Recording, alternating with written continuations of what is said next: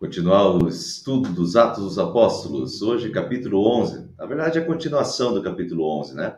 Nós começamos o capítulo 11 na última vez, que tinha a ver com o capítulo 10 ainda, por isso eu peguei a primeira parte do capítulo 11, né?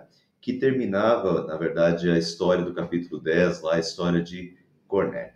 Então eu vou retornar um pouquinho, porque este aqui é o início do capítulo 11 e também é bom a gente só pegar como uma forma de recapitulação essa primeira parte para então seguir. Os apóstolos e os irmãos de toda a Judéia ouviram falar que os gentios eram todos aqueles que não eram descendentes de Israel, também haviam recebido a palavra de Deus.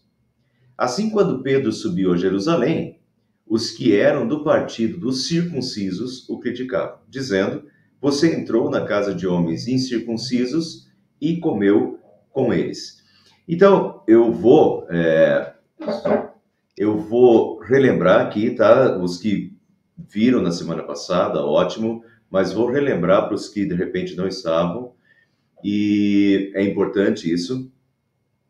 Então, percebam, o que nós sabemos hoje, o que para nós é absolutamente claro, o que para nós é absolutamente óbvio, que a salvação ou a palavra de Deus deve ser levada a todos, né? Para a salvação de todos. Isso é óbvio para nós. Não era óbvio para o início do cristianismo. Jesus tinha morrido há pouco tempo, né? Talvez uma década ou menos. E isso não era óbvio. O que era óbvio para essas primeiras décadas cristãs, de igreja cristã? Eles tinham o Antigo Testamento. Eles eram judeus, ou eles eram israelitas, na maior parte deles judeus, né? E eles tinham o Antigo Testamento, e eles continuavam guardando o Antigo Testamento, né? O Novo Testamento está começando. Jesus tinha acabado de morrer e ressuscitar, e subir aos céus. Então, eles tinham o Antigo Testamento. O que tinha no Antigo Testamento? No Antigo Testamento, a aliança de Deus com Abraão foi uma aliança feita sob a circuncisão. A circuncisão era o sinal da aliança. Hoje nós sabemos que o que era a aliança, ou a circuncisão no Antigo Testamento, é o batismo no Novo Testamento. Mas como nós sabemos disso? Nós sabemos disso a partir de Paulo e das cartas de Paulo, principalmente quando isso fica muito claro. Por exemplo, Colossenses. Em Colossenses fica claro. Mas Colossenses não tinha nem sido escrito. O apóstolo Paulo não tinha nem começado as suas viagens missionárias ainda. Tinha malmente sido convertido, né? E o apóstolo Paulo ainda é um ilustre desconhecido. Compreende? Então, tudo que nós sabemos, e vejam, dos 27 livros do Novo Testamento, dos 27, 13 são do apóstolo Paulo. E nessa época aqui, o apóstolo Paulo ainda está quietinho lá em Tarso. Nem começou as viagens missionárias ainda. Então não escreveu carta nenhuma. Então notem que o que para nós é óbvio, para esses primeiros cristãos, são as primeiras décadas, ainda está sendo estruturado, eles estão cheios de dúvidas. Eles já não têm mais dúvida de que Jesus Cristo é o Salvador. Agora, como é que essas coisas se encaixam? Isso está se encaixando aos poucos, e Deus teve que revelar até para Pedro, né, e deixar claro para Pedro. Então, na cabeça deles ainda vale o Antigo Testamento, com as suas leis, as leis sobre comidas, e isso estava implicado no capítulo 10, né? Por isso Deus teve que esclarecer Pedro sobre essa questão de comidas também, e através das comidas consideradas impuras, Deus teve que revelar para ele que também os povos considerados impuros, né, como os não-judeus, também mereciam a salvação. Deus também queria alcançá-los. Mas, então, comidas impuras, circuncisão, que era o sinal da aliança do Antigo Testamento. Então, o óbvio é que os judeus iriam querer que os não-judeus se circuncidassem. E esse é um grande problema nas primeiras décadas. Os judeus continuam querendo que os não-judeus sejam circuncidados, porque esse era o sinal da aliança, né? Então essa é a questão do capítulo 10, que Deus está revelando para Pedro, através de um lençol com animais impuros que desce do céu. Deus está abrindo os olhos de Pedro de que aqueles considerados os povos impuros também, né?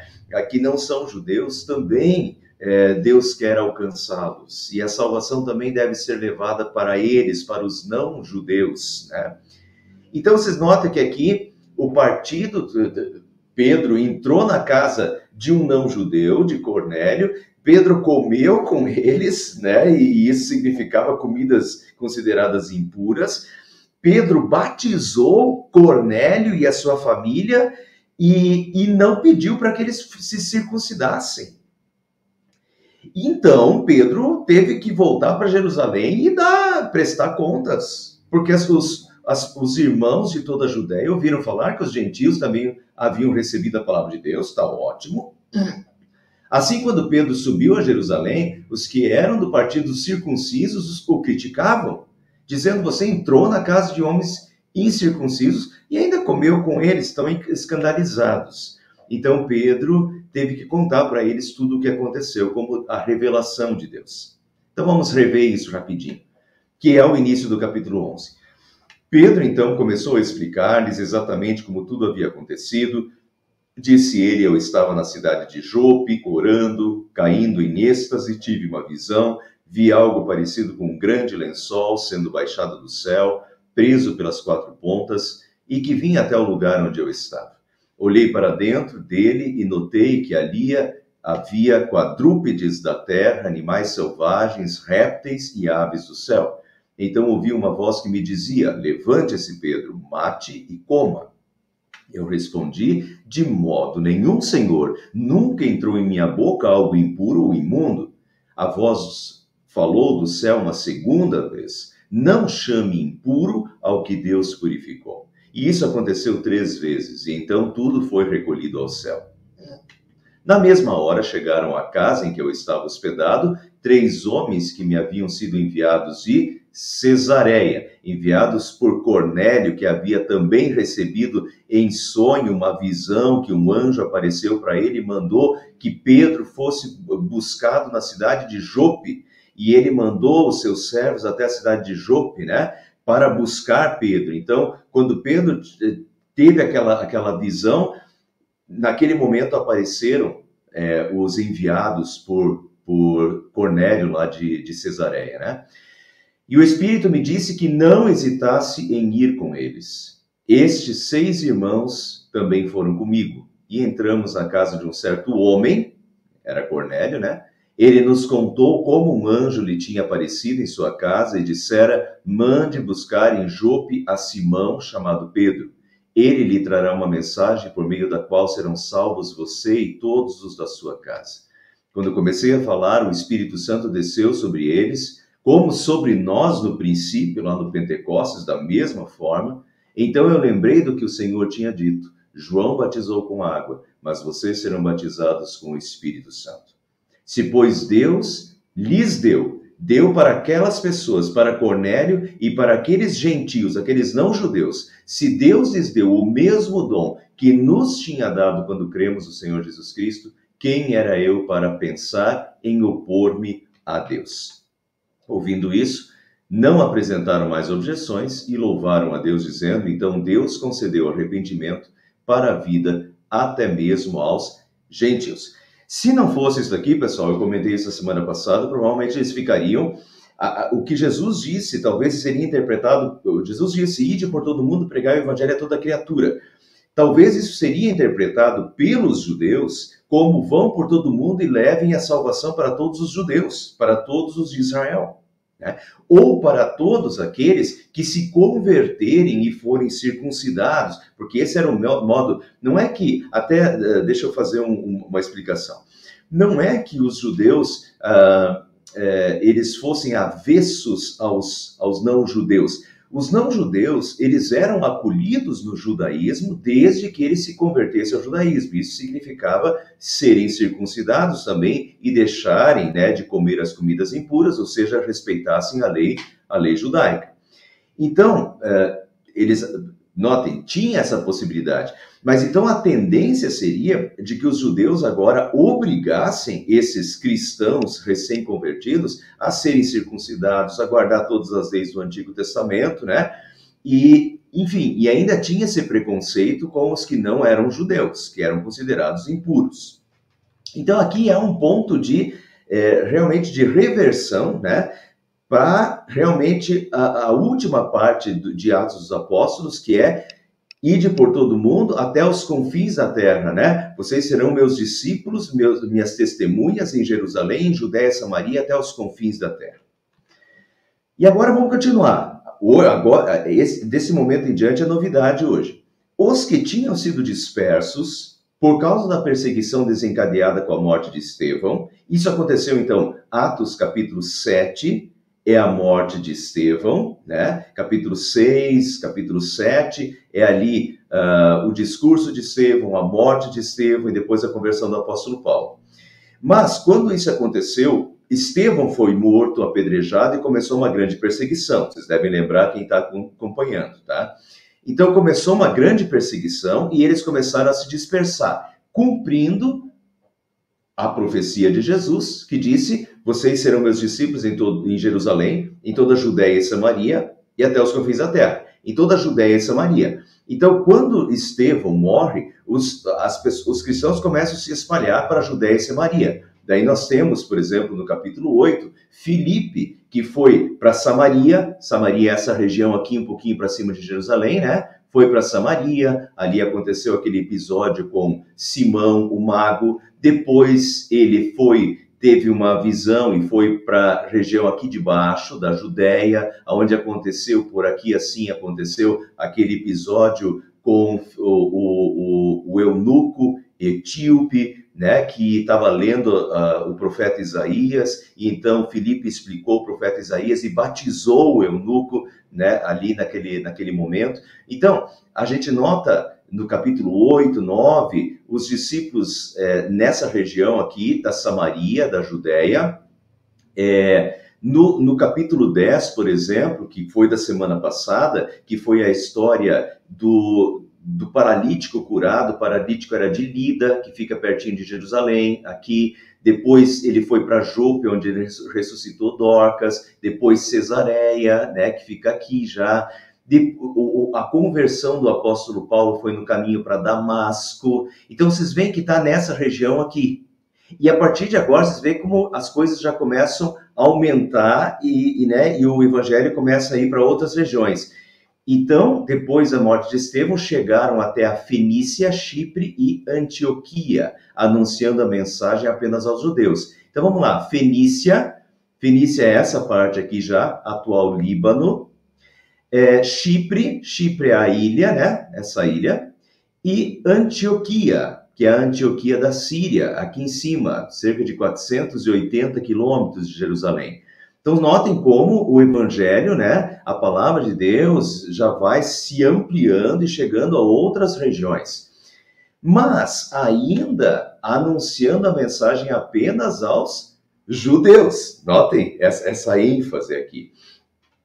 Então, quem eram? Os dispersos na perseguição de Estevão. Então, quando aconteceu aquele episódio de Estevão, eles começam a se dispersar e vão se dispersando por essas regiões.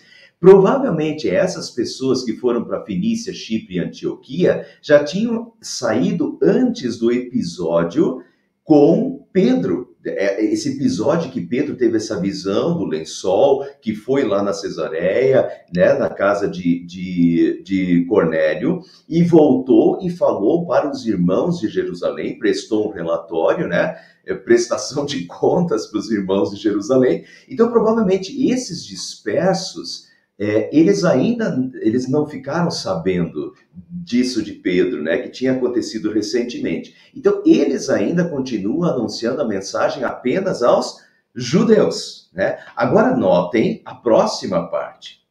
Alguns deles, todavia, cipriotas e cireneus. Cipriotas são os moradores da ilha de Chipre, os cipriotas. E também sirineus. Sirineus vêm de Cirene, no Egito, tá? Então, cipriotas e sirineus foram a Antioquia, né? Foram a Antioquia e começaram a falar também aos gregos. E note agora a reversão. não é mais só, esses daqui não falam mais só aos judeus, mas começam a falar aos gregos. E gregos aqui não são só moradores da Grécia ou pessoas que eram naturais da Grécia. Gregos aqui, o termo em grego aqui, são todos aqueles que não são judeus, são justamente os gentios, tá? Então eles começaram a falar também aos gentios, aos que não eram judeus, né? Contando-lhes as boas novas a respeito do Senhor Jesus.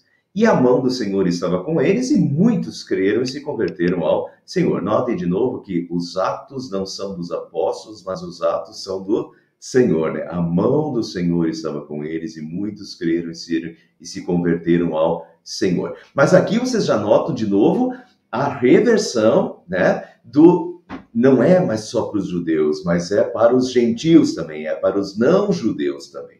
Agora, continuando.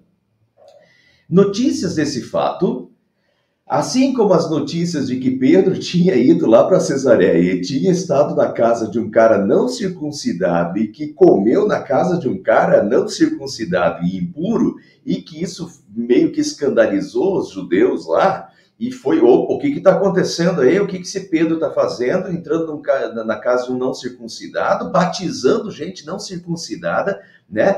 Foi meio escandalizador. E eles queriam uma prestação de contas. Agora, essas notícias do que está acontecendo em Antioquia, quer dizer que os cristãos, esses de cipriotas e sirineus, estão falando, pregando a palavra também aos que não são judeus. As notícias desse fato chegaram aos ouvidos da igreja em Jerusalém, e eles agora enviaram Barnabé até Antioquia. Quer dizer, o que está acontecendo lá? Né? Vamos ver o que está acontecendo lá. Então eles mandam Barnabé para lá para ver o que está acontecendo na Antioquia. Vamos entender primeiro o que é Antioquia, porque Antioquia é uma cidade importantíssima no primeiro século do cristianismo. É uma das cidades mais importantes do cristianismo no primeiro século, tá? Até em muitos momentos é mais importante do que Jerusalém, tá? Mas ela está se tornando isso. Então vamos lá, vamos entender primeiro a cidade de Antioquia.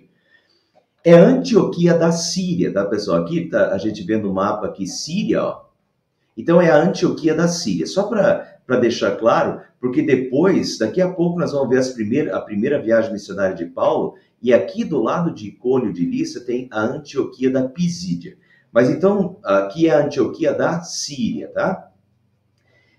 O que era essa cidade? Antioquia da Síria, cidade com um grande número de judeus, uma colônia muito grande judaica, é a capital da província da Síria, é a terceira maior cidade do Império Romano, atrás apenas de Roma, que na época tinha cerca de 1 milhão de habitantes, e de Alexandria, no Egito. Então, a terceira maior cidade de todo o Império Romano é justamente Antioquia da Síria. Vejam como essa cidade é estratégica, tá?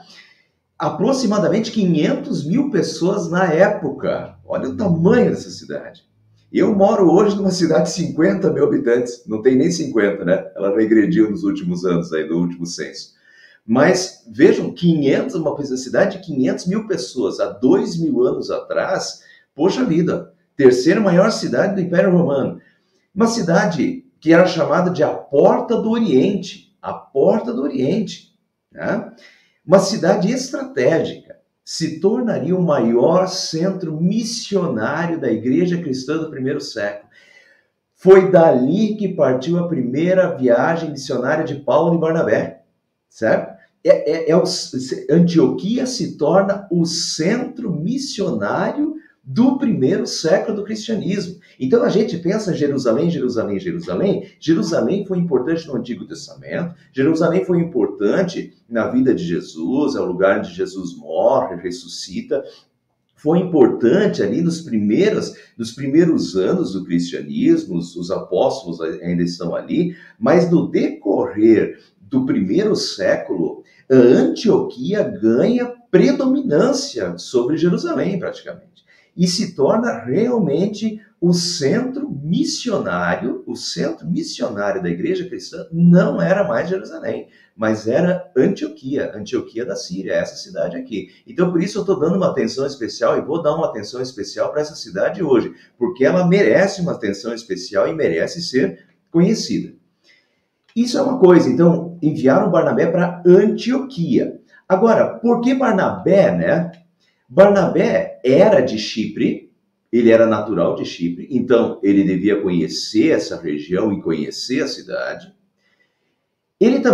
Barnabé também era um levita, que, portanto, conhecia as leis judaicas, né? A questão é agora esse pessoal não circuncidado, esse pessoal, que comida esse pessoal está comendo, que está sendo convertido lá, né? Então eles mandam Barnabé, Barnabé é da região, é de Chipre, Barnabé é um levita, conhece as leis judaicas, e Barnabé tinha um coração misericordioso e missionário. E eu já vou mostrar para vocês, nós vamos voltar para Barnabé, como Barnabé, lá no capítulo 4, Barnabé é um daqueles que vende a sua propriedade e coloca o dinheiro da sua propriedade aos pés dos apóstolos para o socorro aos necessitados. Então, Barnabé tinha um coração compadecido. Barnabé é esse homem misericordioso e, ao mesmo tempo, tem um coração missionário. Vocês já vão ver que Barnabé participou junto com Paulo a primeira viagem missionária foi Paulo e Barnabé. A gente se concentra muito em Paulo, mas a primeira viagem missionária foi Paulo e Barnabé, né? Então, Barnabé é esse cara misericordioso e é esse cara missionário, né? Então, esse foi o enviado. E também como ele foi enviado de Jerusalém, né? Notícias chegaram aos ouvidos da igreja em Jerusalém e eles enviaram Barnabé. Então, Barnabé vai de Jerusalém. E isso significa que provavelmente, como Barnabé estava em Jerusalém, provavelmente Barnabé já tinha ouvido o relato de Pedro sobre o que aconteceu em Cesareia, como o Espírito Santo desceu sobre as pessoas em Cesareia e como essa revelação de Deus e essa abertura para os gentios, para os não-judeus. Então, como foi enviado de Jerusalém, provavelmente havia ouvido o relato de Pedro e já está mais aberto a isso. Agora vamos continuar. Vamos relembrar um pouquinho de Barnabé, porque a gente se concentra às vezes muito em Paulo, né? E Paulo merece atenção. Foi esse instrumento maravilhoso às mãos de Deus. Mas tem muitas pessoas, pessoal, nesse primeiro século aqui, que são ardorosos, né? Combatentes na causa da fé cristã e na causa missionária. E Barnabé é um deles. Diz que Barnabé, chegando e vendo a graça de Deus em Antioquia, ficou alegre e os animou a permanecerem fiéis ao Senhor. O nome Barnabé significa encorajador. Então aqui, na verdade, olha o que ele fez. Ele, vendo a graça de Deus, ficou alegre e animou, encorajou, né, os cristãos de lá a permanecerem fiéis ao Senhor de todo o coração. Barnabé era um homem bom, cheio do Espírito Santo e de fé, e muitas pessoas foram acrescentadas ao Senhor. Olha que instrumento nas mãos de Deus, Barnabé. Então, essas palavras aqui, do capítulo 11, são as mesmas palavras que já foram dirigidas lá para Barnabé no capítulo 4. Barnabé já apareceu lá. Era um homem bom, um homem cheio do Espírito Santo, de fé, e muitas pessoas foram acrescentadas ao Senhor. Agora vamos relembrar um pouquinho sobre Barnabé, tá? Barnabé merece essa atenção. Em Atos capítulo 4, versículo 36, diz assim, José, então o nome de Barnabé na verdade era José, um levita de Chipre, a quem os apóstolos deram o nome de Barnabé. Então o nome dele de fato era José. Mas os apóstolos começaram a chamar ele de Barnabé. Porque Barnabé significa, em grego, na verdade em hebraico, significa encorajador, ou filho da consolação, um consolador, né? Então, vejam, aí está o caráter de Barnabé, o que os apóstolos viam em Barnabé. Os apóstolos começam a chamar o José de Barnabé por causa das atitudes dele, por causa desse espírito dele, né? Um espírito misericordioso, esse filho da consolação, esse encorajador dos irmãos, né? Que é bem o que acontece depois do capítulo 11, que ele lá... como é que diz ali? Ele animou os cristãos, né? Esse encorajamento, esse filho da consolação, muitas vezes chamado até de José das Consolações, ou José Barnabé, José das Consolações, né? Então, o que diz lá no capítulo 4? Que Barnabé vendeu um campo que possuía, trouxe o dinheiro e colocou aos pés dos apóstolos para que o dinheiro, né, fosse aos mais necessitados, para o socorro dos mais necessitados. Então, vejam esse coração compadecido, né, encorajador, consolador dos irmãos. E eu quero colocar aqui agora, pessoal, uma música que fala sobre a vida de Barnabé. Uma música conhecida de muitos. Vamos relembrar um pouquinho da música. Você consegue colocar inteiro? É isso?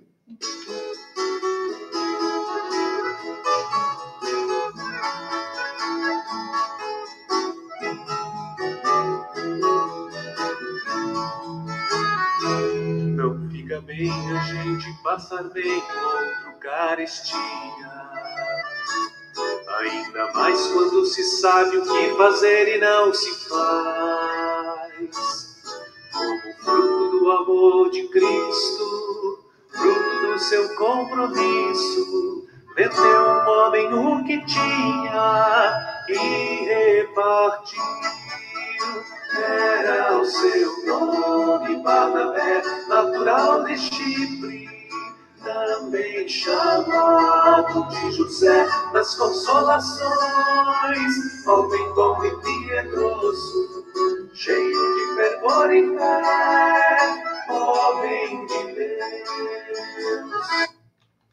Muito bem, então nessa primeira parte da música, a gente vê era o seu nome, Barnabé, natural de Chipre, também chamado de José das Consolações, né? José Barnabé, José das Consolações, homem bom e piedoso, cheio de temor e fé, homem de Deus. E agora, vejam o próximo texto, em Atos capítulo 9, versículo 27, diz que quando Paulo tinha recém sido convertido, né? E como Paulo era um perseguidor da igreja, as pessoas estavam com medo de Paulo, achando que Paulo, na verdade, estava se fingindo. Então, quando Paulo, recém-convertido, chegou a Jerusalém, tentou reunir-se aos discípulos, mas todos estavam com medo dele, não acreditando que fosse realmente um discípulo. E agora, quem é que faz a ponte? Quem é que abre as portas?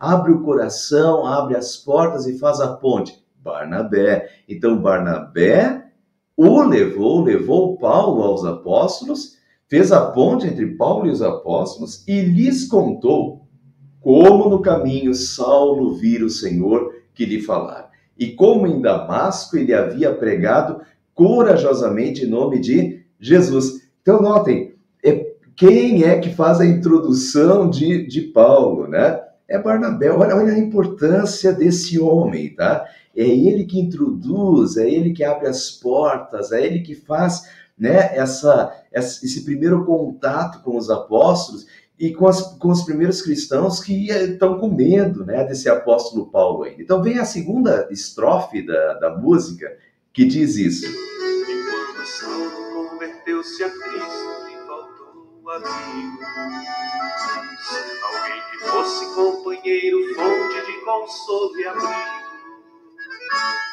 Como fruto do amor de Cristo, fruto do seu compromisso, foi um homem procurá-lo, dando-lhe a mão. Era o seu nome, Barnabé, natural de Chipre, também chamado de José das Consolações, homem bom e piedoso, cheio de fervor e fé, homem de Deus. Então, até aqui nós vimos o seu caráter misericordioso, apoiador, encorajador, né? O filho da consolação, mas também esse com essa visão que faz a ponte com o apóstolo Paulo, que abre as portas, que acolhe o apóstolo Paulo, né? Que faz essa junção do apóstolo Paulo com os outros apóstolos. E agora vamos continuar. Notícias desse fato chegaram então aos ouvidos da igreja de Jerusalém e eles enviaram Barnabé a Antioquia. Este ali chegando e vendo a graça de Deus, ficou alegre e os animou a permanecerem fiéis ao Senhor de todo o coração. E ele era um homem bom, cheio de Espírito Santo de fé, e muitas pessoas foram acrescentadas ao Senhor. Então nós vemos então quem é o aspecto missionário de Paulo também, de Barnabé, um aspecto pastoral de Barnabé. Enviam Barnabé vai lá para a igreja de Antioquia, anima os cristãos de lá, né? E daí vem a terceira parte da música, né? Desse outro caráter de Barnabé. E quando a igreja se espalhou para todo canto que havia, providência, sim, por mão de Deus, chegou a Antioquia, precisando de um pastor de almas, mesmo de um pastor de homens, foram procurar aquele que qualificou. Era o seu nome, Barnabé, natural de Chipre, também chamado de José das Consolações, homem bom e piedoso, cheio de fervor e fé, homem de Deus. Era o seu nome, Barnabé, natural de Chipre, também chamado de José das Consolações, homem bom e piedoso, cheio de fervor e fé, homem de Deus. Então Barnabé, ele foi a Tarso, é a continuação do texto, tá? Barnabé primeiro foi para Antioquia. Lá ele animou os cristãos. Mas vejam agora o que ele faz. Então Barnabé foi a Tarso procurar Saulo. E quando o encontrou, levou-o para Antioquia. Então Antioquia fica aqui, né? Tarso é a cidade natal de Paulo, é onde Paulo ficou depois da sua conversão, né? E agora Barnabé vai lá em Tarso e vai buscar Saulo, que até então Saulo tinha sido convertido daquela maneira, né, totalmente inusitado no caminho de Damasco. Sim, tinha falado com Pedro, sim, rapidamente, ficado 15 dias em Jerusalém, mas no mais Paulo não tinha notoriedade ainda. Mas Barnabé notou o potencial de Paulo. E Barnabé, então, vai lá para Tarso e busca Paulo e leva Paulo junto para Antioquia. Vamos relembrar um pouquinho, então, sobre a conversão do apóstolo Paulo, né?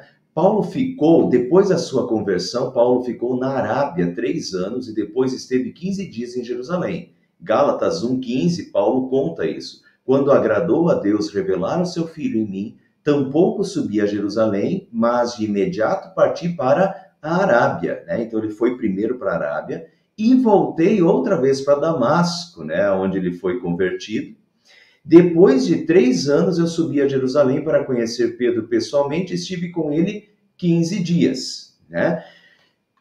15 dias, então ele não ficou em Jerusalém. E daí ele começou a ser perseguido e os irmãos da igreja despacharam ele para Tarso, né? E ele ficou praticamente 10 anos em Tarso. Paulo ficou 10 anos em Tarso, aproximadamente. Paulo ficou cerca de 10 anos em Tarso e não temos informações desse período. Então, a gente não sabe o que ele fez nesse período, tá? Mas o fato é que Paulo não é ainda, hoje, né, o que nós sabemos hoje que é Paulo, as viagens missionárias de Paulo, o grande missionário. Não, Paulo foi convertido, ficou aproximadamente 3 anos na Arábia, ficou mais 9 a 10 anos em Tarso. Não se tem relatos do que ele fez, se ele fez alguma coisa em Tarso. Provavelmente sim, mas não, ele não tem notoriedade. Agora, quem é que vê Paulo? Quem dá importância para Paulo? Quem vê potencial em Paulo? Barnabé. Então vejam como Barnabé é importantíssimo nesse momento, que vai lá para Tarso e busca Paulo de Tarso para ajudá-lo na missão em Antioquia. Então Barnabé foi a Tarso procurar Saulo e quando o encontrou, levou-o para Antioquia. Nota então, Barnabé acreditou em Paulo, primeiro lá, né? Quando todo mundo estava com medo, Barnabé acreditou em Paulo, o apoiou e abriu as portas para ele. Pessoal, hoje, às vezes tem pessoas que... Eu sempre brinco, né? E se... O pessoal não gosta, na verdade, do que eu falo, mas... E se o Lula viesse para a igreja? Né? Ou se um político muito corrupto viesse para a igreja? Compreende? Viesse para a igreja, sentasse nos bancos da nossa igreja. O que nós faríamos? Viraríamos as costas? Né? Ou trataríamos mal? Viraríamos a cara? Não sentaríamos no mesmo banco? Se ele fica aqui, eu saio. Compreende? Então, as pessoas do primeiro século, Paulo era um perseguidor da igreja. Mas as pessoas do primeiro século estavam, os cristãos do primeiro tempo ali, estavam com medo. Esse cara era um perseguidor da igreja, agora será que não está se fingindo? É a mesma coisa que a gente pensaria, às vezes, de um político corrupto que de repente vem para a igreja. O que ele quer? Está querendo ganhar voto? O que ele quer aqui dentro? Né? A gente já pensa que está se fingindo. Mas precisa ter pessoas com o coração de Barnabé. Pessoas que acolhem, pessoas que acreditam, pessoas que apoiam e pessoas que abram as portas. Que acreditem que essa pessoa pode ser convertida e que essa pessoa mudou e que essa pessoa pode mudar sobre a palavra de Deus. Então, eu acho que essa questão de Barnabé é uma questão útil para nós refletirmos. Nós precisamos ter esse coração de Barnabé, esse coração misericordioso, de recebermos as pessoas que vêm para a igreja, né? Às vezes pela primeira vez, ou pessoas até que têm uma má fama na cidade, mas que, por que essa pessoa que tem má fama na cidade pisou dentro da igreja? Não vamos pensar logo no pior, que está se fingindo, mas vamos abrir o coração, receber, apoiar, abrir as portas, né? Porque Jesus talvez esteja chamando essa pessoa, provavelmente está, e Jesus, né, pode converter essa pessoa.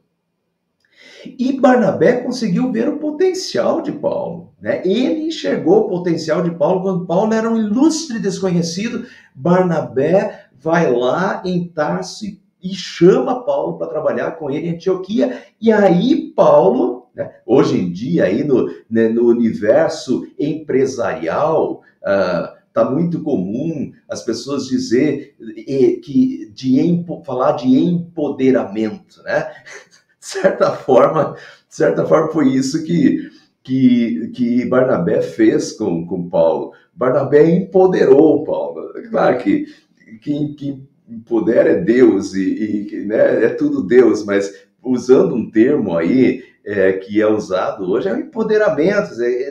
Barnabé acreditou, foi lá, pegou Paulo, colocou ele na liderança de Antioquia junto com Barnabé, né, empoderou Paulo, e Paulo então ganha confiança e, claro, sob ação divina, tudo isso é sob ação divina, né? Deus está cuidando de tudo isso, mas então Paulo deslancha junto com Barnabé, mas Barnabé foi a ponte e o chamou para auxiliá-lo em Antioquia. Assim, durante um ano inteiro, Barnabé e Saulo se reuniram com a igreja em Antioquia e ensinaram a muitos. Em Antioquia, os discípulos foram pela primeira vez chamados cristãos. Hoje nós somos chamados de cristãos e para nós isso é tão normal, mas foi em Antioquia, na cidade de Antioquia, que pela primeira vez na história, os discípulos foram chamados de cristãos, quer dizer, aqueles que seguem a Cristo, né? Os cristãos, aqueles que seguem a Cristo. Provavelmente, e daí, vejam, para nós é óbvio, mas nesse primeiro tempo não, nesse primeiro tempo, muitas vezes, eles não conseguiam ver diferenciação entre cristãos e judeus. Geralmente, os cristãos eram judeus ainda, e agora, o que é isso? Cristão, judeu? Qual é a separação? Mas aqui parece que eles começam a ver as características, e começam a ver essa diferenciação entre o que é judaísmo, o que são judeus e o que são cristãos. Os cristãos são os seguidores de Cristo. Muitos deles são judeus, mas eles são cristãos. Esses daí são os seguidores de Cristo, né? E as pessoas deveriam poder ver isso em nós também, né? Esses são cristãos, esses são os seguidores de Jesus Cristo. E naqueles dias, alguns profetas desceram de Jerusalém para Antioquia. Um deles, Ágabo, levantou-se e pelo Espírito predisse que uma grande fome sobreviria a todo o mundo romano, o que aconteceu durante o reinado de Cláudio. Os discípulos, cada um segundo as suas possibilidades, decidiram providenciar ajuda para os irmãos que viviam na Judéia, e o fizeram enviando suas ofertas aos presbíteros pelas mãos de Barnabé e Saulo. Então, ofertas foram levantadas nas regiões e essas ofertas foram enviadas para a ajuda aos cristãos da Judéia através de Barnabé e Saulo. E essa fome é uma fome que durou muito tempo. E nós vemos até depois, e daí agora sim, nós estamos muito próximos de começar as viagens missionárias de Paulo. Agora Barnabé e Saulo já estão em Antioquia e no capítulo 13 eles já vão ser nomeados os primeiros a fazer a primeira viagem, que a gente chama hoje a primeira viagem missionária, né? E nessa primeira viagem missionária, assim como na segunda viagem missionária também, eles continuam recolhendo, essa fome durou bastante tempo, eles continuam recolhendo alimentos para o socorro dos necessitados em Jerusalém e na Judéia. Inclusive, a gente tem isso em Coríntios também, nós temos esse levantamento de ofertas para ajuda aos cristãos da Judéia e de Jerusalém. Mas isso a gente vai continuar vendo, porque isso aparece nos Atos dos Apóstolos na continuação. Na semana que vem, nós vai ter um último trecho sobre Pedro ainda, e depois já, então, digamos que é uma volta ali a Jerusalém, e depois, capítulo 13 em diante, hoje é capítulo 11, capítulo 13 em diante, daqui 2 semanas, começam as viagens missionárias de Paulo, com a primeira viagem missionária de Paulo e Barnabé, né? E assim vai. E daí a gente vai começar com as viagens missionárias de Paulo e o evangelho sendo levado a todo mundo. Mas vocês vejam como é importante, então, Barnabé, o que fica hoje, Barnabé, a importância de Barnabé na história da igreja, na história do cristianismo, e a importância de Antioquia da Síria. Antioquia da Síria é o centro missionário. É o centro missionário do primeiro século, de onde saem missionários que vão para o mundo inteiro.